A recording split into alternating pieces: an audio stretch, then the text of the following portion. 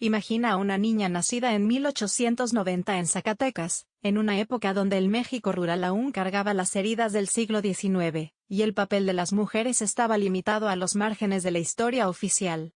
Esa niña se llamaba Eulalia Guzmán Barrón, y lo que nadie sabía entonces es que crecería para desafiar no solo las expectativas de su tiempo, sino también el silencio que envolvía a las civilizaciones prehispánicas.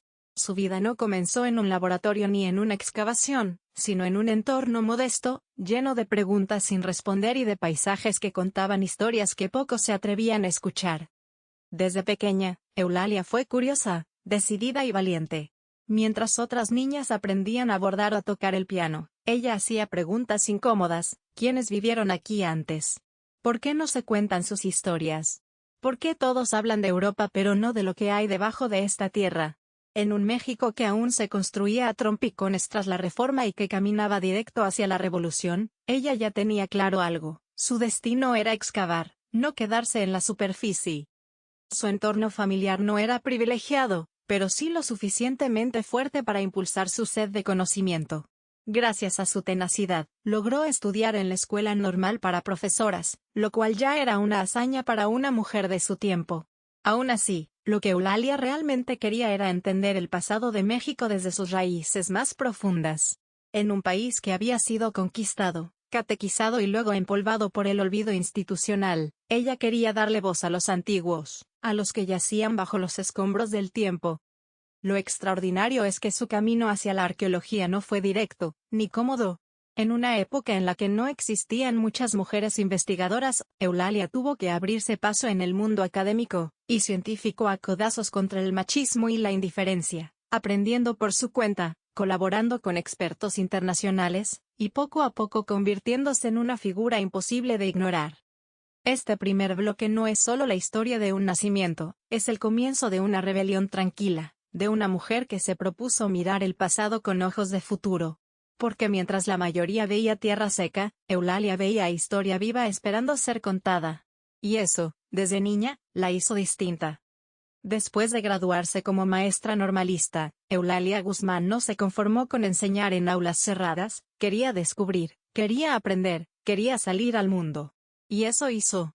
Su vocación la llevó a colaborar con instituciones culturales y educativas en México, pero también a salir del país para estudiar en Estados Unidos y Europa, algo casi impensable para una mujer mexicana en las primeras décadas del siglo XX.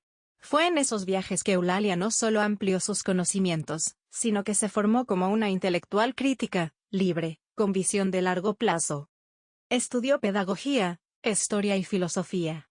Se interesó por la educación de las mujeres, por los métodos de enseñanza modernos, pero en su corazón siempre latía algo más: el pasado indígena de México. Ese pasado que seguía enterrado, ignorado, o malinterpretado. A su regreso, trabajó como bibliotecaria, maestra y organizadora de archivos históricos. Pero el salto decisivo ocurrió cuando comenzó a colaborar con antropólogos y arqueólogos, lo que la acercó, poco a poco, al México prehispánico que tanto la llamaba. En 1933, participó como traductora del arqueólogo francés Paul Rivet en una expedición por Oaxaca, lo que marcó un antes y un después. Eulalia no solo traducía palabras, traducía mundos, ayudando a tender puentes entre saberes indígenas y académicos. Ahí comprendió que su vocación estaba en la arqueología, y a pesar de no contar con una formación oficial en esa área, se convirtió en una figura reconocida en el Instituto Nacional de Antropología e Historia, INAH, contribuyendo con trabajos de investigación, excavaciones y resguardo de piezas. No fue fácil. Era mujer, autodidacta en muchos aspectos, y no pertenecía al círculo cerrado de intelectuales de élite. Pero eso nunca la detuvo. Su pensamiento era claro y su voz fuerte: México necesita conocerse desde sus raíces. Luchó por introducir una visión nacionalista de la historia que incluyera a los pueblos originarios como protagonistas, no como notas al pie. Durante esos años, también defendió causas sociales. Fue feminista activa, impulsora de derechos civiles, y creyó firmemente en la educación como herramienta de transformación. Para Eulalia, rescatar el pasado era también rescatar la dignidad de los pueblos oprimidos. Sus excavaciones no eran solo técnicas, eran actos políticos. Y cada fragmento que desenterraba era un grito contra el olvido. Este segundo bloque nos muestra a Eulalia no como una espectadora de la historia, sino como una de sus hacedoras. Una mujer que, con herramientas, libros y convicción, transformó el modo en que México miraba su propio reflejo. A mediados del siglo XX, Eulalia Guzmán se encontró en el centro de una de las controversias más grandes de la arqueología mexicana, la supuesta tumba de Cuauhtémoc, el último tlatoani mexica. Todo comenzó en 1949, cuando campesinos del pueblo de Ixcatiopan, Guerrero, afirmaban tener en su iglesia colonial restos óseos que pertenecían al legendario emperador. La noticia fue tan impactante que el gobierno mexicano decidió enviar a una experta para investigar. Y esa experta fue Eulalia. Ella realizó excavaciones en el lugar, recopiló documentos, testimonios y hallazgos arqueológicos. Con determinación, concluyó que los restos encontrados sí pertenecían a Cuauhtémoc, basándose en criterios que, en su momento, fueron considerados válidos. Esta afirmación generó una ola de entusiasmo popular, especialmente entre sectores nacionalistas, indígenas y de izquierda, que veían en el hallazgo una reivindicación histórica de los pueblos originarios. De pronto, la figura de Eulalia no solo era científica, era símbolo de justicia histórica. Pero no todos estaban de acuerdo. El Instituto Nacional de Antropología e Historia, INAH, y varios arqueólogos de renombre comenzaron a desacreditar el hallazgo. Argumentaron falta de rigor, errores metodológicos y ausencia de pruebas concluyentes. La disputa se convirtió en un escándalo académico, político y mediático. ¿Había Eulalia cometido un error? ¿Había sido víctima de su propio entusiasmo?